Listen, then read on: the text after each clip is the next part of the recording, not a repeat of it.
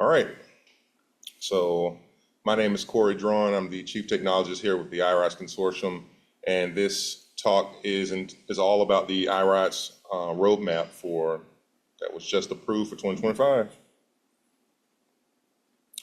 All right, so the roadmap for iRODS is pretty much just, it is a list of items that we are thinking about, and it sets a direction for the upcoming development efforts for the iRODS Consortium. This was recently approved, actually during UGM, which is great.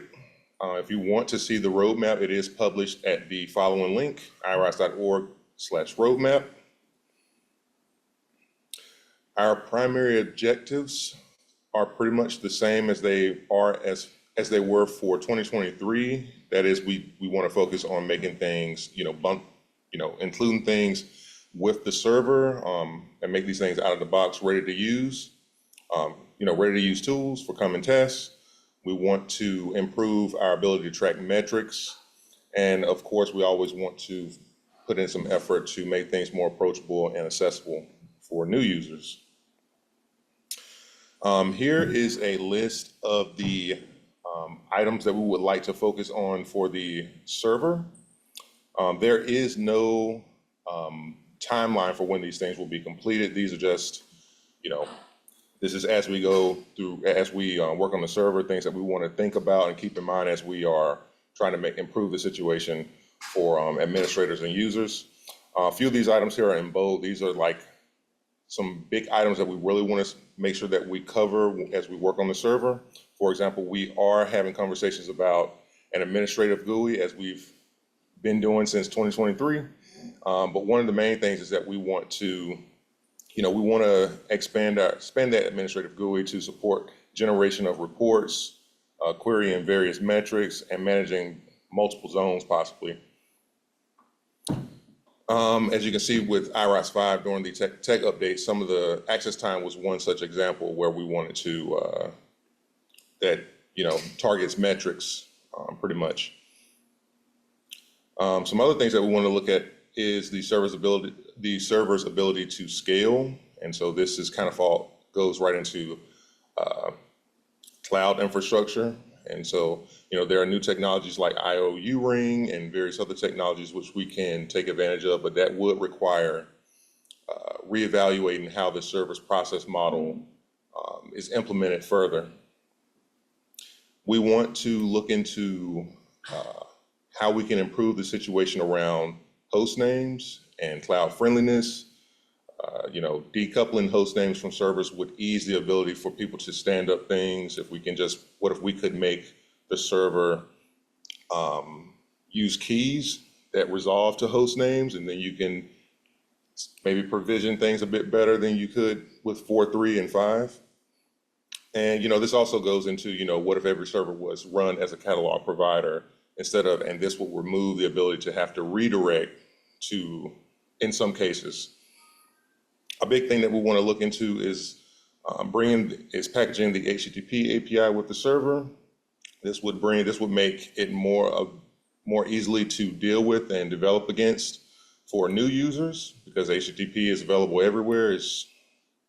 It makes a lot of sense to just have an HTTP API of some sorts. As far as the plugins, some plugins such as the metadata guard are very stable. They don't move very much, if ever. And so it makes a lot of sense to just package that right in the server and not force people to have to continue to install an additional package. And, this would just make things a bit easier. The same thing goes for the S3 resource plugin, the logical quotas, and a few other plugins. So that's still up. We're still having discussions about that. The legacy parallel transfer. There's been a big push around moving to multi-1247 parallel transfer, and there's many benefits to doing that, mostly because you get the SSL and secure communication between your servers when you're doing parallel transfer across 1247. And so with 5.0, we deprecated the legacy parallel transfer, and so you can expect in iRODS 6 that will no longer be available. So if you're you should plan to start looking into the multi-1247 if you are writing your own software that is leveraging the parallel transfer facilities. Obviously, we want to make jQuery 2 the default parser. And there's an open issue right now about parallelizing the rebalance operation for resources. Right now, I believe if there's an issue during the rebalance, it will just halt. You can get out of this. You can adjust things so that you can continue the work, but it would be nice if the rebalance operation would continue without the admin having to step in and unblock the process. Just like with 2023, we, for the plugins and capabilities, policy composition was implemented years ago. And so we want to go back and take a look at that project and see how that fits into our current strategy, as well as the publishing capability plugin.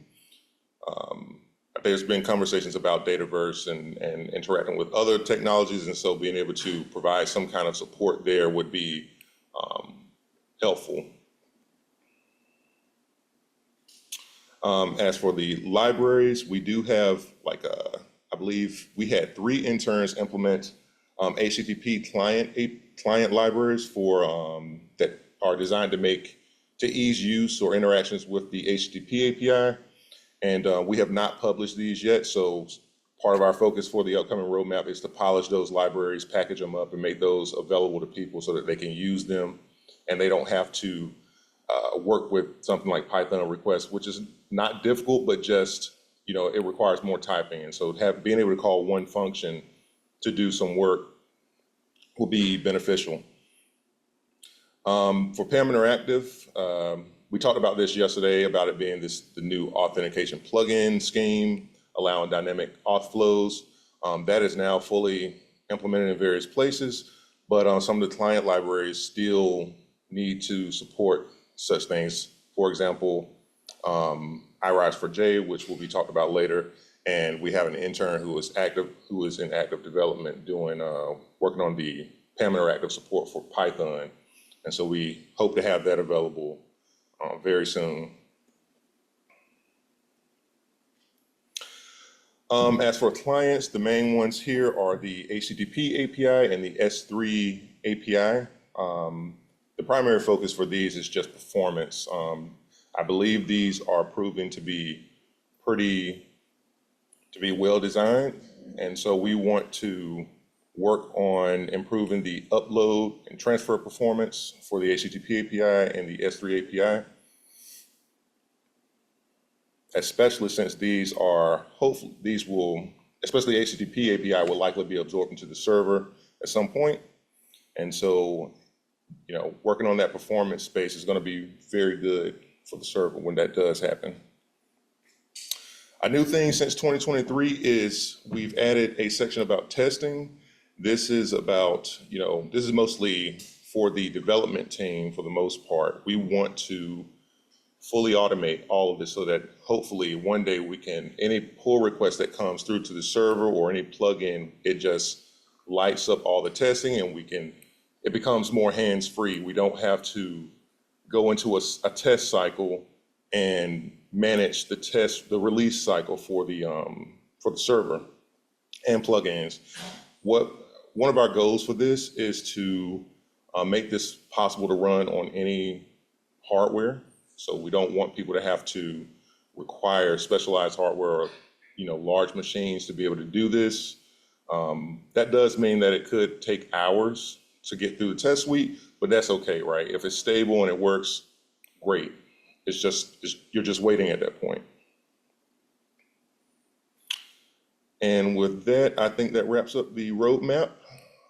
Again, here's a link for people who want to go look at this online. And I think with that, we can take questions. Thank you.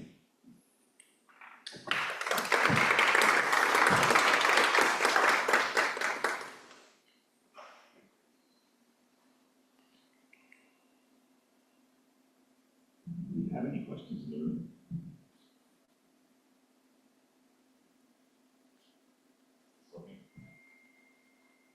You can press the button on the side there. I don't know how to push buttons. Are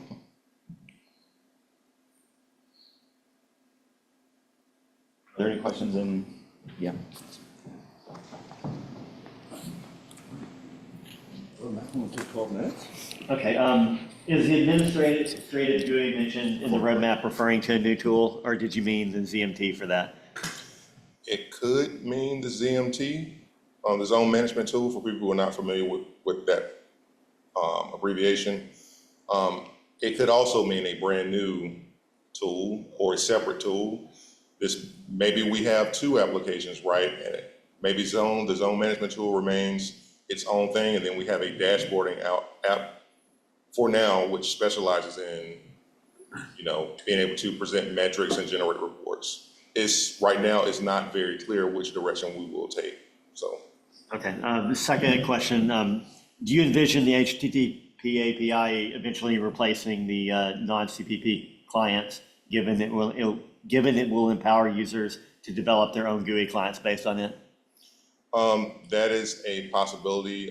It is hard to make any claims about what the outcome will ultimately be. I think it will just be, that will depend on what the community decides. Okay, and from John Constable, there was talk of a Raspberry Pi install a couple of UGMs ago. Did this happen or on the roadmap? There was talk of a Raspberry Pi implementation. I remember there being some progress there. And Terrell, do you want to add something to that? Well, so that's going to depend on Marcus finishing his 8-year journey into a cave and making everything build with stuff that's just available. That's true. We're not going to go out of our way to spend time on Raspberry Pi, but if all of our stuff is normal and boring, it should just build. There you go. It is a goal. That's right. Are there any other questions? Ton doesn't have a question?